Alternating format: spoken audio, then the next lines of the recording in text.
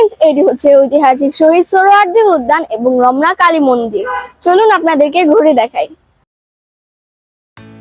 ঐতিহাসিক শহীদ সোহরাওয়ার্দী উদ্যান এটি অবস্থিত ঢাকা শহরের কেন্দ্রস্থলে।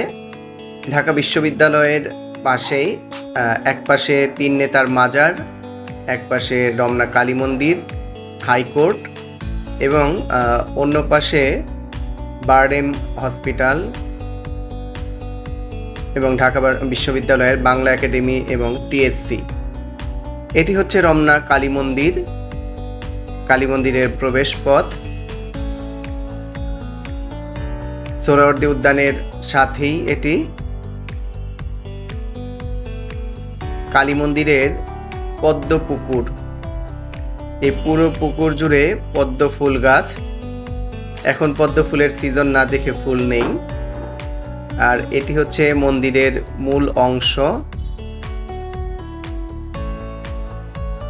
মন্দিরের সম্পূর্ণ ভিউ। ঐতিহাসিক শহীদ সোহরাওয়ার্দী উদ্যানের ঐতিহাসিক গুরুত্ব অনেক। পূর্বে এটি ছিল রেসকোর্স ময়দান।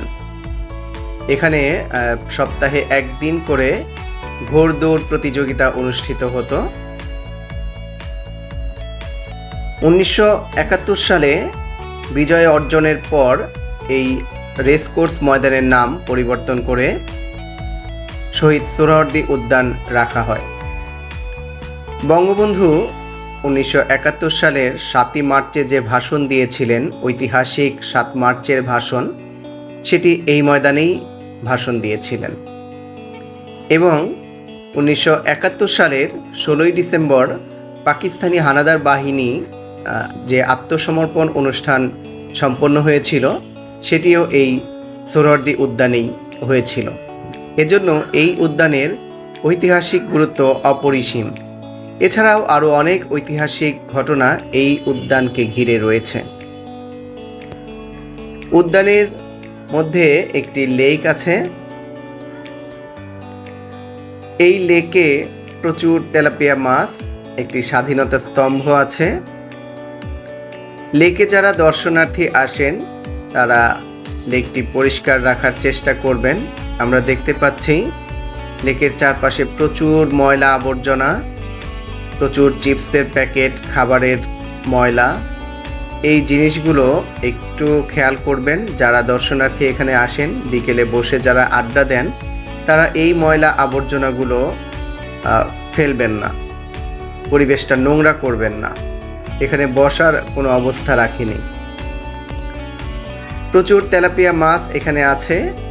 আরিশা এবং আরাফ দুজন তেলাপিয়া মাছকে মুড়ি খাওয়াচ্ছে। অসংখ্য তেলাপিয়া মাছ এখানে, এবং মুড়ি দিলে বা যে কোনো খাবার দিলে এরা কাছে চলে আসে। খুবই মজা করে দুজন তেলাপিয়া মাছকে খাবার খাওয়াচ্ছে।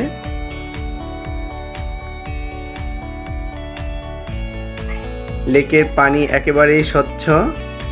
এখানে পাখিরা এসে গোসল করে এবং মানুষও গোসল করে।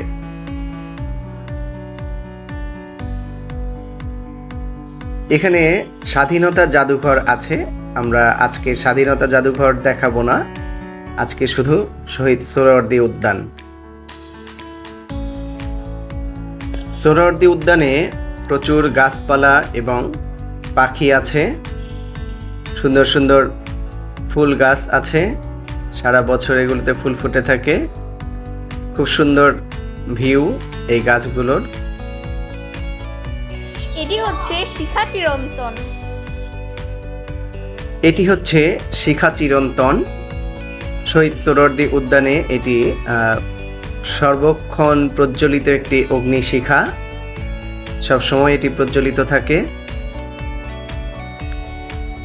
সোহরাওয়ার্দী উদ্যান অনেক বড়, পুরোটা হেঁটে বেড়াতে গেলে অনেকটা কষ্টই হয়।